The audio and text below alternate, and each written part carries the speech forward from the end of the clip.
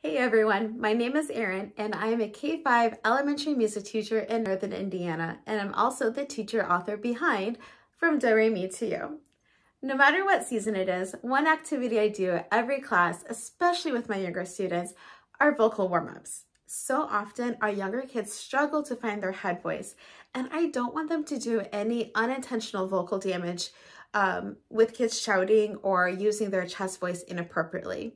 Having kids sing in their head voice is one of the most important goals that I have in those first couple months of school, especially with my youngest students. For my older students who have already found their head voice, I have a simple routine that I do with vocal sirens and a number warm-up, but my younger students need a lot more exploration. So I use a lot of different props and visuals to help the students find their head voice. If you are using First Steps in Music, I'm not officially trained, but if you do use First Steps in Music, vocal exploration is one of those elements of every class. So let's dive into some of my favorite ways to do vocal exploration with your younger elementary students. One thing that I like to use are instruments in my classroom to help students find their head voice. One of my favorite tools is the slide whistle. I shock half of my kindergartners every year because they don't know what to expect when I go to play it. But I love the correlation of pulling the slide down to make the sound go lower and pulling the slide up to make the sound go higher. I do sometimes have to remind students to sing on ooh instead of whistling, but they usually figure that out pretty quickly. I'll play short patterns like this.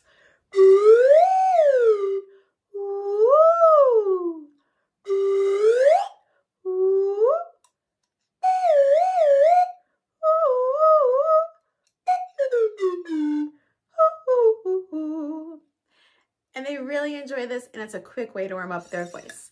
Another fun gadget that I found on Amazon was an automaton, and my students lovingly named him Tommy the Automaton.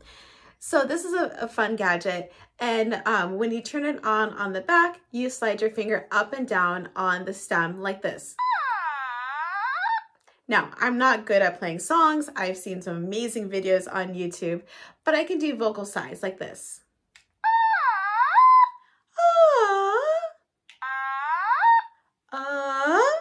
Now, two things you have to watch for. Number one, to go up, you have to slide your finger down, and to sing down, you have to slide your finger up. It's the opposite of what you would expect, but once I tell my students that, they get it and they move on. Number two, I work hard on having them sing ah to echo back, but if you're not careful, they may get kind of too nasally. So I just remind them of AW, ah, versus AH, ah, like you're going to the dentist. So these are two fun gadgets, and I'll just choose one for the week. This is what we're warming up on this week, and maybe the next week, I do the slide whistle. This next warm-up comes from one of my former student teachers. She was a wonderful singer and actually went to get her master's in opera performance, and she also liked to doodle. So when she was teaching my students, she would take a whiteboard, I don't have a whiteboard, sorry, and she would doodle a picture and sing like this, ooh, and they would sing it back, ooh, ooh, ooh, ooh. Ooh, ooh, ooh, ooh, and draw little pictures, and the students never knew what she was going to draw, and it was always really cute. She got really creative with it. I also love using visual prompts in the classroom, and one of my favorite ones to use is the pop tube.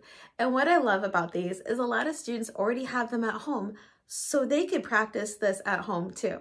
So with the pop tube, I use it to show a pathway. So I'll sing a pathway like this, ooh, and they sing it back, ooh, and then I can make it longer. Sorry, that's really loud. And then I can bend it in different ways. So maybe I make it go up and down like this. Ooh. And I always end with the same patterns. It looks like this. Ooh. and then I make it bigger.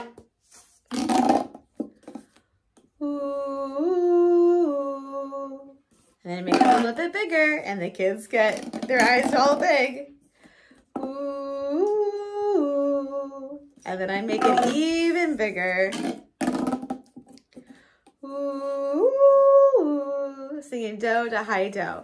And they have no idea what intervals they're singing, but it does help them when we get to those intervals later on in solfege. Another visual that I like to use is a flashlight, and this I got from the Fire Robin book. What I'll do is I'll turn off the lights besides my projector light so it's not completely dark, and I'll shine it on the wall, and when the light is on, they sing. When it's off, they don't. And I can go higher and lower, and they can sing on ooh or ah. It's really fun. If you have access to any of John Fire Robin's materials, one thing that I like to use are his pathway cards and his poems. So he's got a collection, I think it's 10 different poems, and the poem is on one side, and then on the front they have a picture, and these pictures are really good for kids to make observations and see what they see and notice and think and wonder. And then each poem practices something different. So this one, they have yeehaw, working at getting in their head voice. This one, Big Pig, they repeat the poem with high voice and low voice to represent the two characters. These are a lot of fun, and I'll bring them out sporadically throughout the year. He also has a set of pathway cards, and they're really big so the kids can see. I've used this as full group practice. I've also used these as centers, and you can see the different pathways he has. I'll set these on a stand with my pointer, and the kids can take turns in a small group leading their group singing the different pathways. Lastly, I love using digital vocal exploration cards. I created a set for each month. Some are holiday, but most of them are seasonal based. And let me show you an example. Okay, so here's an example of my vocal exploration sides. I created a set for each month. This is the one for Thanksgiving, for November. It comes with 8 different pathway cards. So after how to use it and the choral vowels, then you have different pathways, and with simple sentences like the turkey jumps to the invitation, and you follow the pathway, ooh, and you have 8 of these slides. I'll go through them really quick. Some of them tell a story, like this one, because the turkey is going to go to Thanksgiving. Some of them don't really tell a story though. And then after this, I have a slide that says, now it's your turn. And then on the next time I see them, if I want to extend the activity, I have the same pictures without the pathways. So since I have a whiteboard, I have the students come up to the whiteboard, and then they themselves draw their own pathway. And we could talk about straight pathways and curvy pathways and angled pathways. We talk about making it big so that they can all sing it together. And I have the same 8 cards all like that. And that's how it works. And then if you want to extend it more, you can also print off a couple coloring pages for them. Here we go. And they can color the pages and draw their own pathway from the leaf to the turkey, or the turkey to the chair.